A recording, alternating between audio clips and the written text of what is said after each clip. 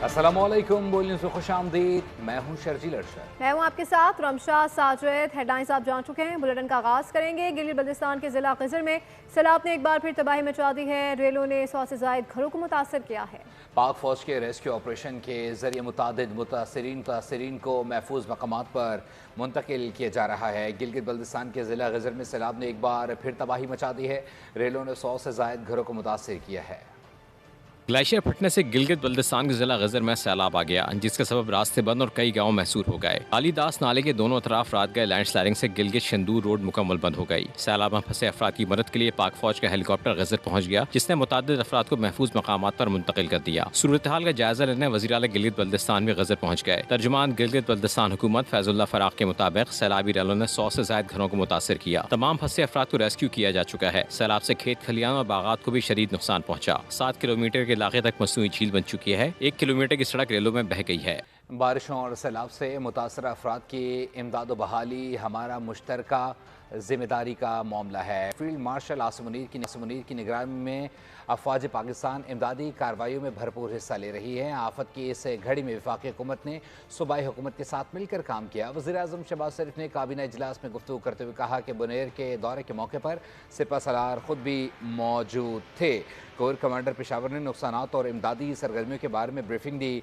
बारिशों के दौरान जाँ बहक होने वाले अफराद के लवाहिकीन को मुआवजे की अदायगी की जा रही है। पाकिस्तान में 700 से ज्यादा अमवात हुई हैं। वफाकी हुकूमत ने, वज़रा ने, सेक्रेटरीज ने और इसके अलावा जो मुतलका जो ऑफिशल्स हैं, चेयरमैन NDMA ने, अफवाज पाकिस्तान ने, पाकिस्तान आर्मी ने जगह जगह पहुंचकर मुश्किल तरीन इलाकों में पहुंचकर उन्होंने वहाँ पर लोगों को रेस्क्यू किया। तो मैं समझता हूँ कि इसमें क्लाइमेट चेंज की जो जिम्मेदारी है वो बढ़ चुकी है और इसमें कोई सुस्ती या किसी किस्म की कंप्लेसेंसी की कोई गुंजाइश नहीं है। आज आप गलियात चले जाएं, बखुदा दिल खून के आंसू रोता है कि इतनी कटाई हुई है।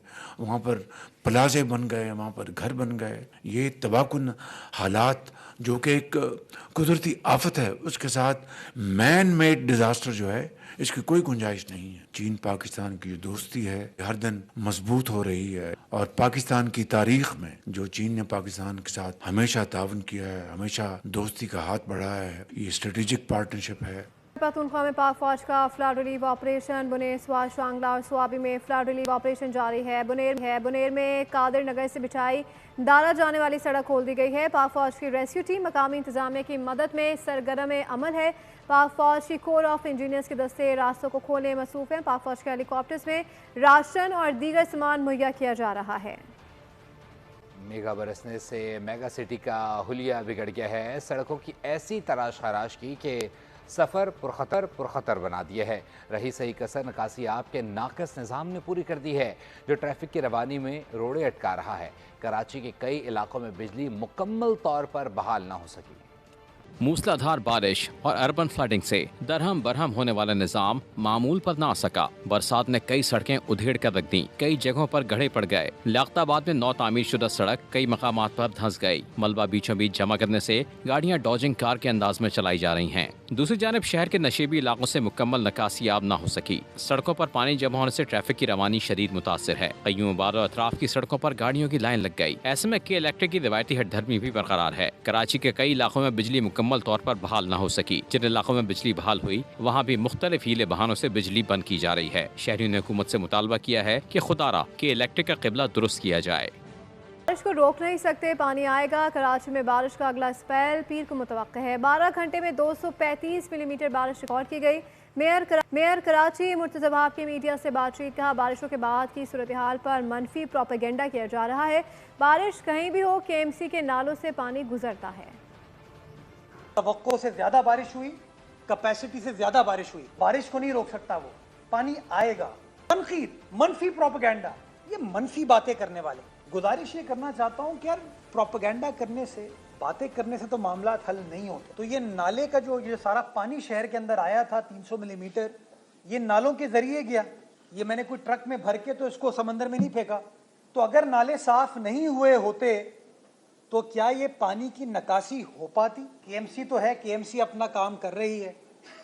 मैंने उन 45 नालों को साफ किया। कराची में बारिशें कब होंगी? NDMA और महकमा मौसमियात ने तुक्के मारना शुरू कर दिए। एक ने कहा कि बारिश होगी खूब होगी और कल से ही होगी, जबकि मौसम का हाल बताने वाले कहते हैं कि बारिश की चाल सुस्त हो गई है। मूसलाधार बरसात 27 अगस्त के बाद ही होगी। एनडीएमए और महकमा मौसमियात के दरमियान तुक्केबाजी का खेल। कौमी इदारे ने कहा कि कराची वाले तैयार रहें, बादल गरजेंगे भी खूब, बरसेंगे भी खूब। जी हाँ, एनडीएमए ने कल 23 अगस्त से 25 अगस्त तक बारिश का इम्कान जाहिर किया है। जी हाँ, एनडीएमए ने कल 23 अगस्त से 25 अगस्त तक बारिश का इम्कान जाहिर किया है। मौसम का हाल बताने वालों ने मौसम की चाल बताई और एनडीएमए के चलन पर शुबहात जाहिर कर दिए। देखना ये है कि कराची में तुक्केबाजी का मैदान कौन मारता है, लेकिन मैं जब भी बरसे कराची वाले इंतजामी नाअहलियों से नबर्द आजमा होने के लिए हम वक्त तैयार हैं। कराची के मुख्तलिफ इलाके तहाल बिजली से महरूम हैं। शहरी घरों से बाहर निकल आए हैं। गुलिस्तान जौहर में के इलेक्ट्रिक के दफ्तर के सामने एहतजाज। अवाम ने ढोल की थाप पर रस करके एहतजाज रिकॉर्ड कराया। मुजाहिरीन ने कहा कि 85% से ज़्यादा बिलिंग होने के बावजूद गुज़िश्ता 56 घंटों से लाइट नहीं है। ढोल बजाकर एहतजाज करने का मकसद इंतजामिया को शर्म दिलाना है। बिजली ना होने की वजह से घरों में पानी की भी किल्लत पैदा हो गई है कि इलेक्ट्रिक इंतजामिया झूठ पर झूठ बोल रही है। बारिश ने हैदराबाद के नशीबी इलाके को डबो दिया है। 5 फीट गहरे पानी में कश्तियां चलाना पड़ रही हैं। ऐसे में हादसात का खतरा भी मंडला रहा है।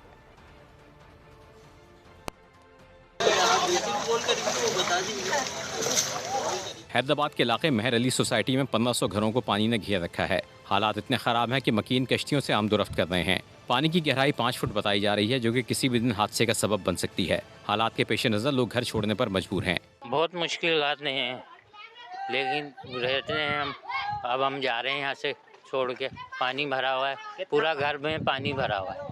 इलाका मकीन कहते हैं मुतादिद शिकायत के बावजूद निकासियाब के लिए कोई अमली कदम नहीं उठाया गया। 2 दिन से ये पानी यहाँ पे मौजूद है और अभी तक कोई इंतजामिया इधर आई नहीं है। भाई ये कहा जाता है कि 2 मोटरें साइड में लगाई हुई हैं और पानी खींच रहा है। 4 से 2 बोलते हैं, कोई बोलता है 2 इंच पानी कम हो रहा है, कोई 3 इंच पानी कम हो रहा है, लेकिन 2 दिन से अभी तक कोई फ़र्क नहीं है। 4 से 5 फुट पानी है। पानी में घिरने के सबब खवातीन और बच्चे इलाके में महसूर हो गए हैं। म्यूनिसिपल कॉर्पोरेशन और जिला इंतजामिया कहीं दिखाई नहीं देती। इस्लामाबाद में आर्मी चीफ और चीनी वज़ीर ख़ारजा की मुलाकात। पाकिस्तान और चीन के दरमियान ताल्लुकात को नई बुलंदियों तक ले जाने का अज़्म। खत्ते की सिक्योरिटी और बाहिमी ताउन पर तफसीली गुफ्तगू की गई। पाक चीन ताल्लुकात हर आजमाइश में साबित कदम। दोस्ती को नई जहत देने पर इत्तेफाक। इलाकाई अमन और मुश्तरका तरक्की के अज़्म का इयादा। ISPR के मुताबिक फील्ड मार्शल आसिम मुनीर से चीन के वजीर खारजा वांग यी ने इस्लामाबाद में मुलाकात की। मुलाकात में इलाकाई सलामती, इंसदाद दहशतगर्दी और बाहमी दिलचस्पी के उमूर पर तबादला ख्याल किया गया। चीनी वजीर खारजा वांग यी ने कहा कि चीन पाकिस्तान की खुद मुख्तारी और तरक्की के लिए गैर मुतज़लज़ल हिमायत जारी रखेगा। फील्ड मार्शल आसिम मुनीर ने चीन की मुसलसल हिमायत पर शुक्रिया अदा करते हुए कहा कि पाक चीन ताल्लुकात खित्ते में अमन, इस्तेहकाम और खुशहाली की जमानत हैं। अहम मुलाकात ने एक बार फिर ये वाज़ेह कर दिया है कि पाकिस्तान और चीन न सिर्फ आजमाइश के वक्त एक दूसरे के साथ हैं, बल्कि मुस्तकबिल में भी तरक्की और खुशहाली के सफर में शाना बशाना रहेंगे। और जंगबंदी के लिए भारत ने अमेरिका से दरख्वास्त की थी। जंगबंदी के लिए मुझे अमेरिका से फ़ोन आया था। मैंने वाज़ेह किया, पाकिस्तान जंग चाहता ही नहीं था। हमने किसी से नहीं कहा था कि हमें भारत के साथ बिठाएं। नायब वज़ीर आज़म इसहाक़ डार ने वाज़ेह किया कि भारत के साथ किसी एक निकाती एजेंडे पर बात नहीं होगी। मसला कश्मीर समेत तमाम तस्वीर तलब अमूर पर बात होगी। अमेरिका के वज़ीर ख़ारजा का दौरा पाकिस्तान अभी शेड्यूल नहीं है।